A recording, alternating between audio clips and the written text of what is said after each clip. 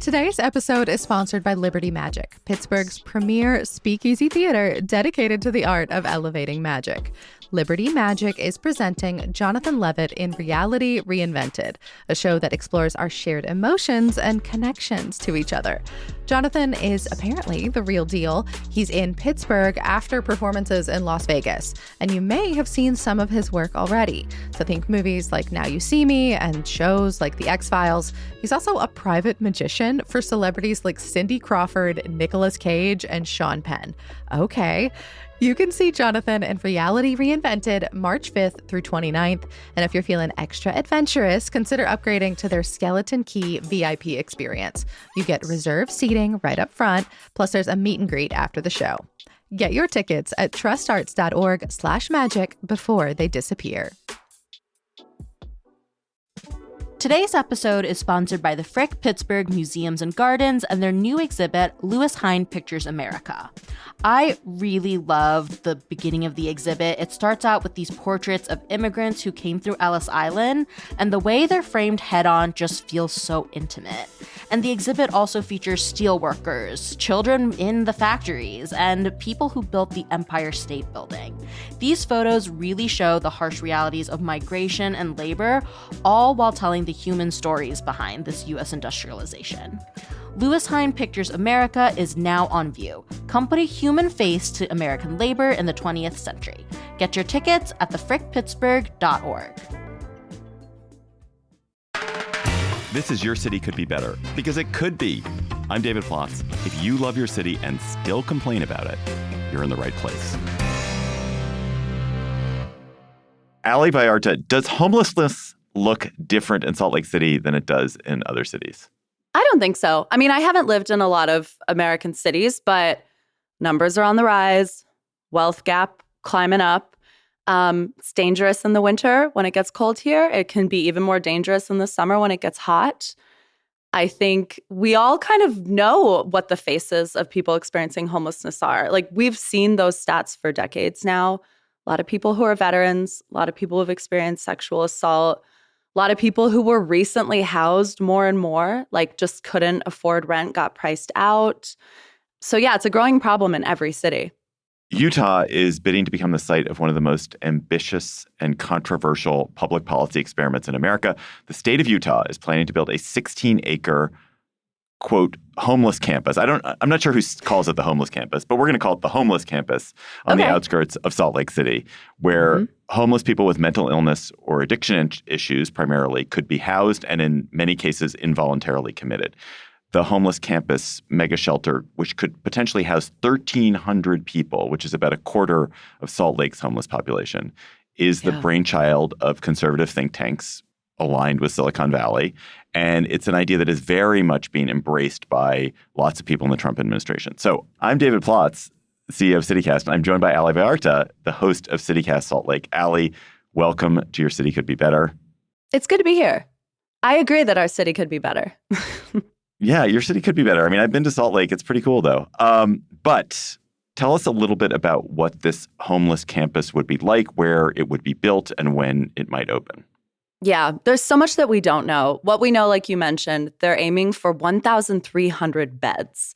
And you called it a campus. We've heard it called an institution, a mega shelter. Some folks have referred to it as an internment camp. The goal is to have this thing open by 2027, which is really ambitious because this is a really expensive project. And we're not even certain where all this money is going to come from.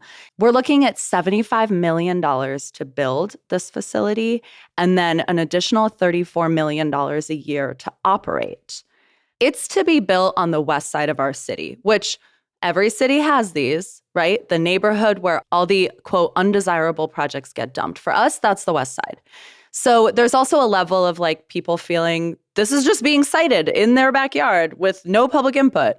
The big thing here that I think people have pointed to is that what this conversation is doing is dividing perspectives about how we treat homelessness and housing into two camps. Historically, it's been a housing-first approach, right? Buckle your seatbelt first. We house people, and then they're able to be treated for whatever they need in order to maintain their housing. This approach is a treatment-first approach. So basically, you get court-ordered into a facility. You are forced to, quote unquote, reckon with any mental health issues, and then you get moved into housing. Now, up until now, we've heard very little about what it would mean to move people out of this facility. Right now, we just know what it could look like to get people in. That's $75 million to build. Sounds grossly low. I will bet you I won't bet you $75 million, but I will bet you by the time that thing gets built, it does not cost $75 million. But that's a side note. Where did the idea for this come from?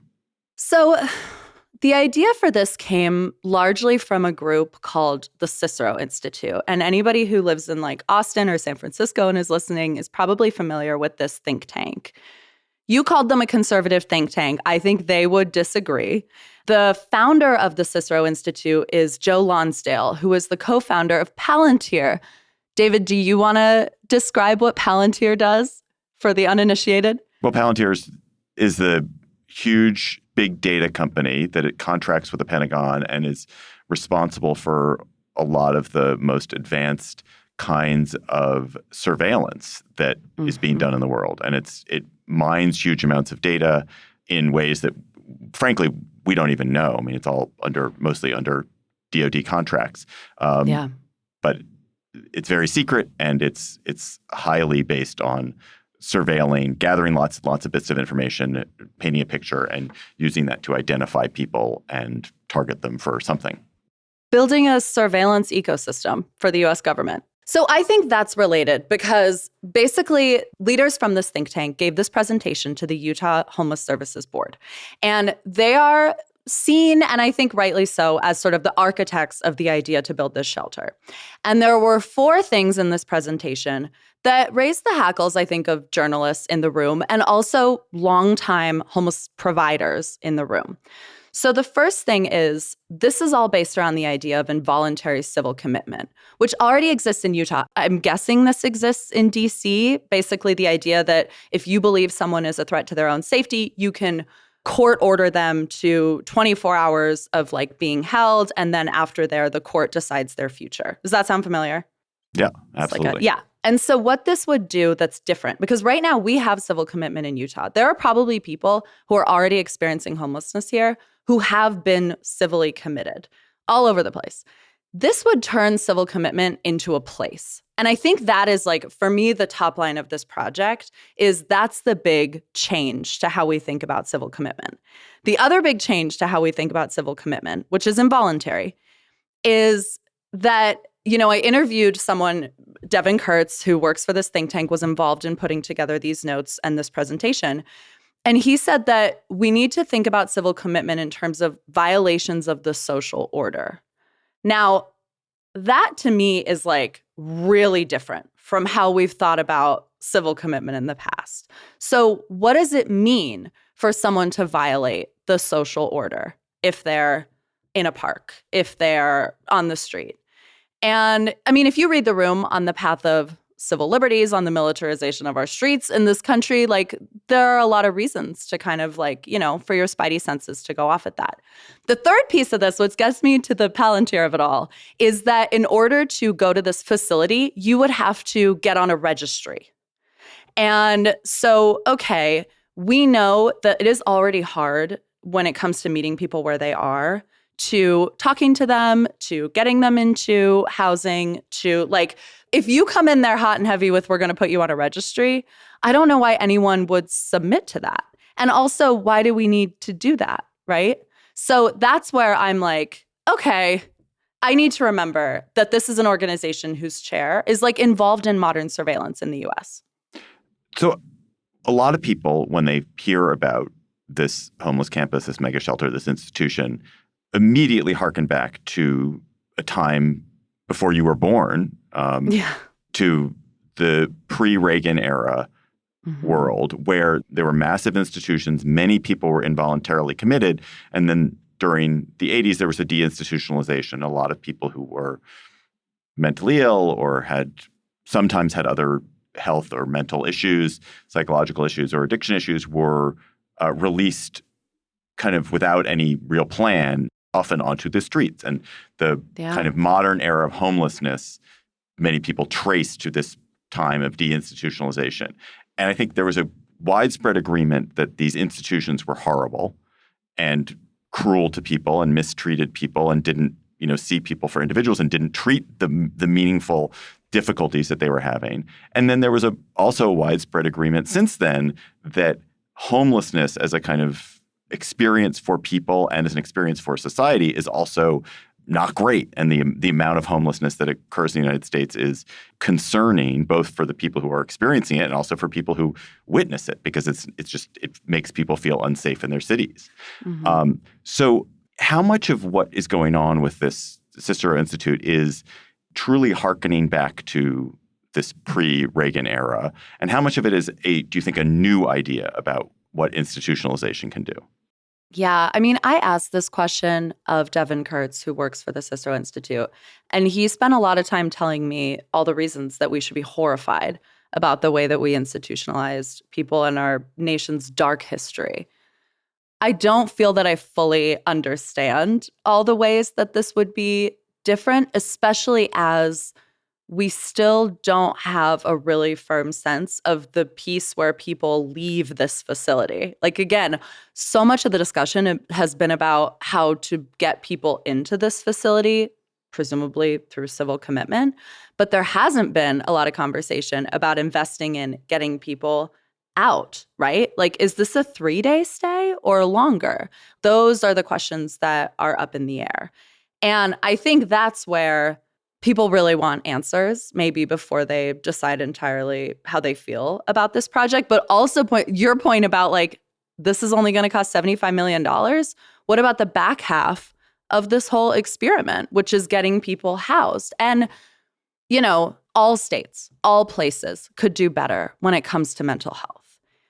Right now in Utah, we've got kind of a leadership vacuum on that issue. So there were 2 legislative audits that were ordered earlier this year. They looked at the Department of Corrections, jails and prisons, and they looked at the Department of Health and Human Services. They are scathing. Like, they point to a situation where right now in our state, we aren't leading well on mental health in the state-run facilities that we've already got. And inmates feel abandoned when it comes to their mental health. There was someone who took their own life in our prison. Like, the system is already flawed and inadequate. And so are we in the best position to build a new mental health facility? Like, who's going to lead on that, practically speaking? Our record's not good. That's a really good point, that we already are trying this in the state of Utah and we don't do it very well. And so it's to add a whole new facility and a whole new method seems risky. I guess I wonder what homeless experts in Salt Lake City say about whether it makes sense to kind of bifurcate the population of people who are homeless into the sort of the economically unhoused, people who, because of, the impossibility of affording housing in Salt Lake City and other cities, find themselves homeless, and people who are suffering from significant mental problems or criminal justice problems that make it hard for them to even participate in society. And that, is it misguided to try to figure out a different solution for that second group in the way that the Cicero Institute seems to be trying to do? Yeah. I do think already those 2 groups, like, the middle of that Venn diagram is people who are experiencing chronic homelessness. That's already kind of been broken out and considered. You've been in news and media for a long time, David. So do you remember back in, I don't know, maybe 2007, there were all these headlines that Utah solved homelessness? Yes. Which is an ambitious headline. And, one that an editor would definitely greenlight if there was good data there. There was even like a story from Jon Stewart about how Utah had solved homelessness. And that whole experiment, what actually happened there is that the state and the county and the city all came together and they put together a list of the 17 people who were experiencing chronic homelessness. They basically looked at, like, who are these individuals that end up on the street time after time, year after year? And they created a system to house them with wraparound services. And it was massively successful. It had like an over 90% retention rate, that program. And that's what led to those headlines. So we've already kind of like desegregated that data. And we've already tried a program that kind of worked and kept people housed while we look, upstream at some of the bigger, more chronic issues that lead to homelessness. And those 3 properties that they created then are still up and running, and they are still all at capacity. And we know that our permanent supportive housing programs are really effective.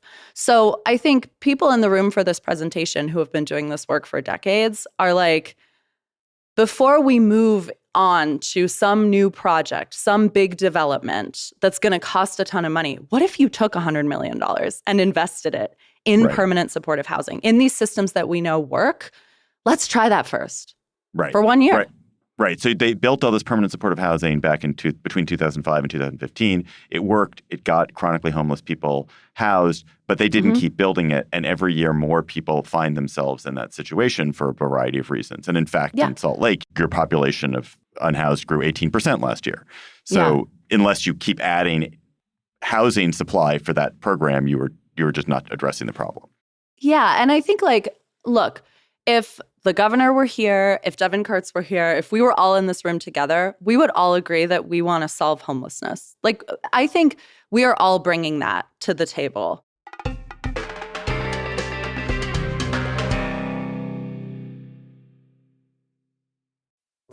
City Cast Pittsburgh is brought to you today by City Theater.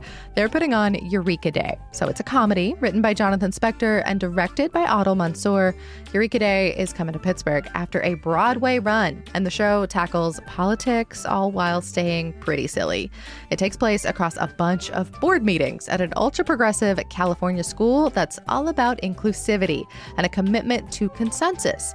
But a mumps outbreak reveals that there is, in fact, no consensus on vaccination. So the parents are doing their very best to advocate for their children while trying not to offend anyone. I gotta say, as a former education reporter, I have sat through my share of school board meetings, but this sounds much livelier. The New York Times calls it one of the funniest plays to open all year. Eureka Day runs March 7th to March 29th. Learn more and buy your tickets at citytheatercompany.org.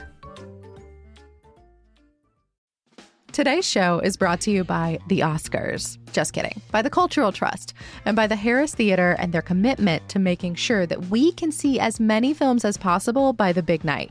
You here in Pittsburgh can see all the shorts, animation, live action, and documentary. They're screening now through March 12th. I already have my tickets for the animated shorts. I keep hearing about Forever Green and Retirement Plan. I am so excited. And when you go, you'll have the chance to cast your vote, predicting the winner in each category. Correct guesses will be entered into a raffle for a chance to win fun prizes, including gift cards to DeFair Coffee and Tea, the Thunderdome Restaurant Group, which includes Bakersfield and the Eagle, all in the Cultural District, Love Pittsburgh, and the Cultural District itself, which includes the Harris Theater. Get your tickets now. Maybe I'll see you there at trustarts.org/film.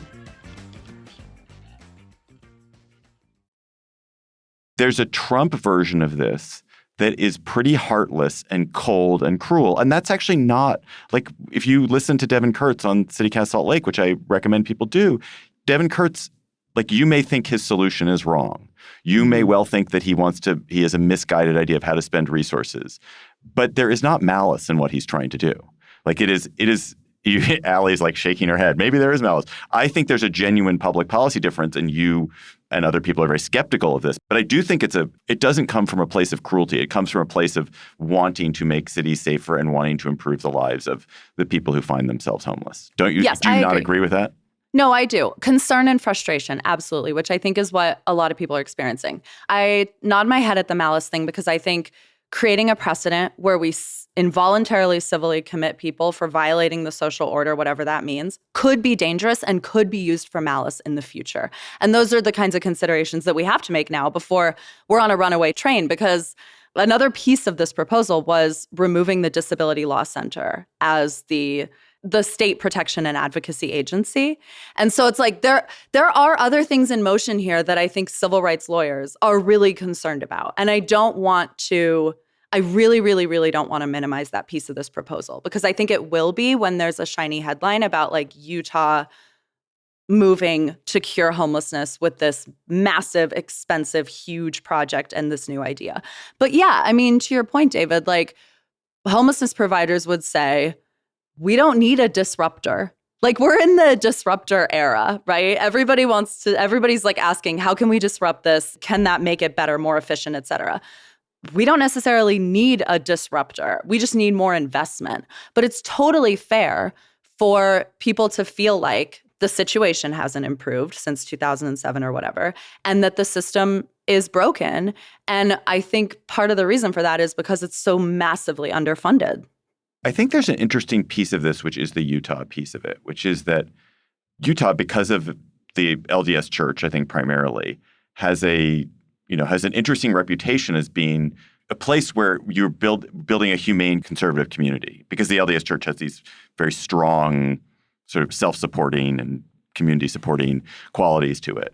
And so that when things are tried in Utah, they get a sort of sheen.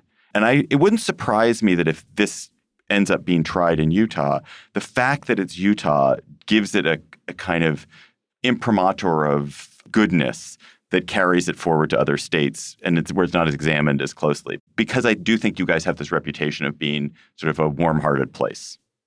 Yeah. And our governor is better at rhetoric than others. But I think we've also seen a pivot here away from warm-heartedness. An example of that is that Governor Spencer Cox told the feds that we would be eager to receive a 10,000-bed ICE detention center in this state. And that comes less than a decade after the state signed a compact and actually sent a letter to the federal government asking for more immigrants, right? So there's like also this sort of political transition at play a little bit, where the state is more and more keen to be well received by the federal government, to sort of like go with their flow. And it's felt like a pivot for people who live here, which I think is funny because from a national perspective, we've seen our governor sort of become the face of like, you know, quote unquote, reason, disagreeing better, et cetera, in the Republican Party. But inside this state, people have felt a real pivot from him in his politics. So I think we would be remiss not to mention that I do believe our governor, Spencer Cox, would like to run for president. And he would love nothing more than to bring the nation this project as a shiny solution to homelessness and say, look, we solved it in Utah. We do things better in Utah. Let us bring this approach to the rest of the nation. But fundamentally, this is a national approach that's being brought to us in Utah. The Cicero Institute is based in Austin, right? So the messaging on that is slick. That's so interesting. And it also seems to be a state solution that's being brought to the city. Does the city of Salt Lake want this facility built in Salt Lake? Or is this something that the state legislature is mandating kind of against the wishes of the residents of the city? I think the residents of the city want to see people housed. And I think that in time of economic crisis as well, I think a lot of people are reckoning with the fact that when they see someone experiencing homelessness, they're keenly aware of the fact that that could be their family if they had a medical bill or you know. So there's also, I think, an emotional piece to this. Like, people are emotionally reactive to homelessness because it's awful and it's a terrible picture and it's a terrible product of the society that we've built. I think people in Salt Lake City would like to see the state looking upstream at solutions, building more affordable housing, raising the minimum wage, like actually talking about poverty and not trying to disentangle poverty from homelessness in those conversations, which I think we can demand our elected officials do right now because they all are like running around trying to get a tattoo of the word affordability on their arm. And so this is like the time to bring them this issue and ask for like a real systemic solution. That said, the city itself in terms of this project, this campus, seems kind of poised to throw up its hands and say, we want the state to solve this problem. Our mayor has said that like she wants more state investment on this issue. And so this is what they've brought. This is their big idea. You kind of just answered this already, but I guess you have this major homelessness problem. You have a major affordability problem. But when it comes to people who are skeptical about this homeless campus, what do they think should be done? How would they spend the $75 million plus $34 million every year instead? Would it be on this permanent housing? Would it be on raising the minimum wage? Would it be on building more affordable housing? What do you think the best ideas or most compelling ideas are? I think that what we hear time and time again is the solution to homelessness is housing. We need to build housing that has wraparound services, permanent supportive housing, so it's called. Invest in those projects, whether that's renovating motels, whether that's like building something new, like really be laser focused on building this kind of housing and then see what happens. Because we know that the last time we did it, it had kind of a staggering result. So let's try that again. And let's continue to invest. Like fundamentally, this is not going to be you put up dollars for a year and then, you sunset that money forever and we've solved homelessness. We're just going to have to invest in that ever more. What steps still have to occur before this campus gets built? And we got to find the money. They're even still doing like environmental impact study on the plot of land itself. But the big thing is going to be finding all these dollars. And there's also a lot of anxiety that like dollars are going to be pulled from other programs to fund this. And so what does that mean, right? What programs? And amidst this whole plan, the state's homeless czar resigned. And now we're getting a new homeless czar. So it's hard to know how everyone feels about this facility, but the sense is this is the state's baby. They are full steam ahead on this project. There is one institution that could really muddle this up for them, and that is the Disability Law Center, which is the protection and advocacy agency and could file the kind of lawsuits around involuntary commitment that could hold up this process. And a key piece of the Cicero presentation said, remove this institution as the state's protection and advocacy agency. So will they do that? I don't know. All right, Allie, what can listeners who aren't necessarily in Salt Lake take away from this conversation to make their own city better? I feel like you're not going to like this because I'm going to point to a national thing. But something I have learned following all of this is that all roads lead to Medicaid, David. Like in terms of like how we fund these kinds of projects, in terms of like how we actually get people connected with resources and off of the streets, so many people I talk to point to Medicaid, like all roads lead to Medicaid. And I think that's the thing that's so interesting about all of this to me is like some of the same voices behind this project are also behind cuts to Medicaid when it seems like that's the apparatus that could fund all of this or be a huge resource. So I just more and more am like, wow, is Medicaid the most important program in this country? It might be.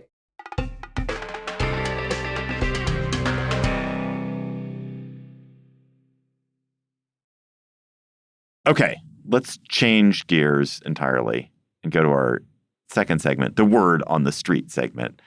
Yeah. So, Allie, word on the street is that Salt Lake City has home cafes. What is a home cafe? Is that true? Have you been there? Can I go? Yes, I went to one. So someone opened a home cafe just like down the street from me. And his name is Joe. He is like a longtime barista in Salt Lake City, really respected in the coffee community, and decided to turn his living room into a coffee shop with approval from his roommate. And people have been frequenting this place. So you go on Google Calendar, you book a 15 to an hour long slot to go get a gorgeous cup of coffee. And he calls it like kind of his research and development kitchen. Like he tries new recipes and new flavor profiles and whatever. But it's such a clever idea and it's really taken off. And now we're told that there will be a new home cafe opening in Salt Lake City. And we've got a home non-alcoholic bar open in Salt Lake City. That's also someone's living room and a living room vegan barbecue place. So, and are those legal? Yeah. I mean, I guess, right? You're inviting friends over to have coffee. But they're paying. Are they paying? Do they have to pay? It's a donation. So you don't have to. How much did you donate for your coffee? Well, this is the amazing trick of the donation-based meal is that I'm always going to pay more than I would have for the not donation-based meal. So, I mean, anywhere from, $10 to $12. And do you have the right to sit when you make your donation? Yeah, little tables and chairs there. You can sit down and hang out and have a chat. And it's inside. It's inside. It's in the living room. You're in the living room.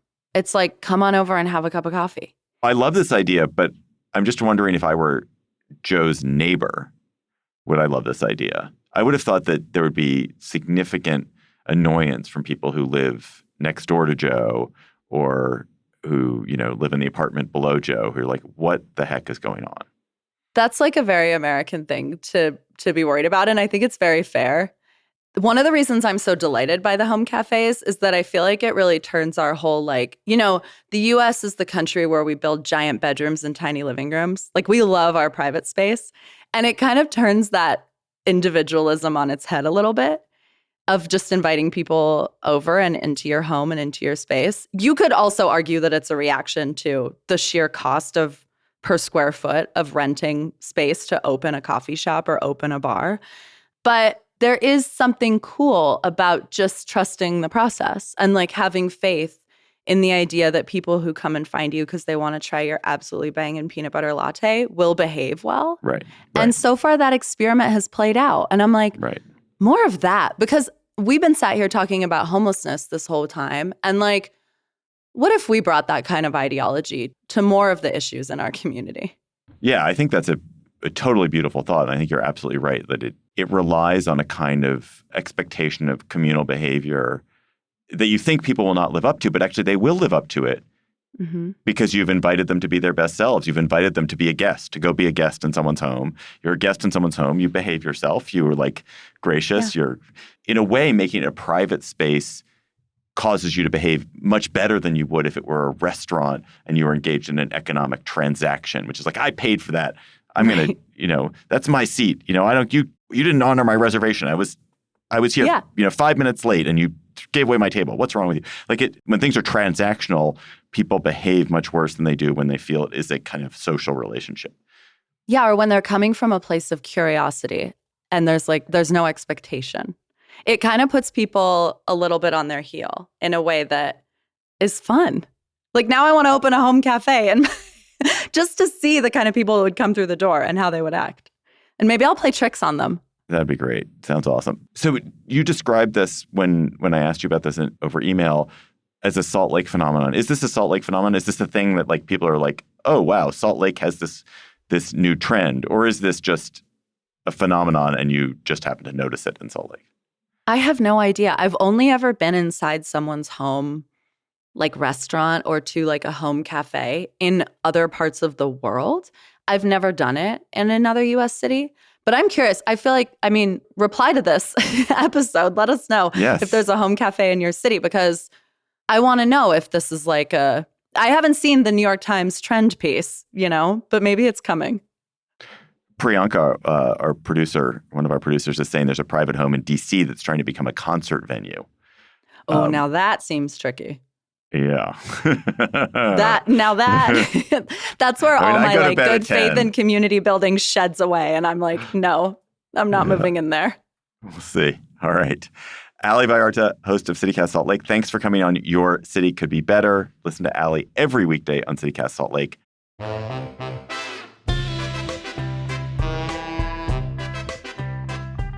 That is all for today's episode of Your City Could Be Better. I'm your host, David Plotz. Our producers were Lizzie Goldsmith, Priyanka Tilve, Ali Vallarta, and Emily Means. Our music is by Carl Christensen. If you are enjoying the show, why not tell your friends, rate the show, and leave us a review wherever you get your podcasts.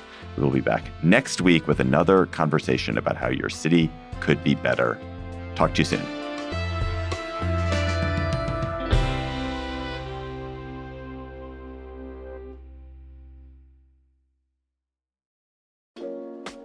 Are you a marketing and social media genius who wants to help spread the word about CityCast Pittsburgh?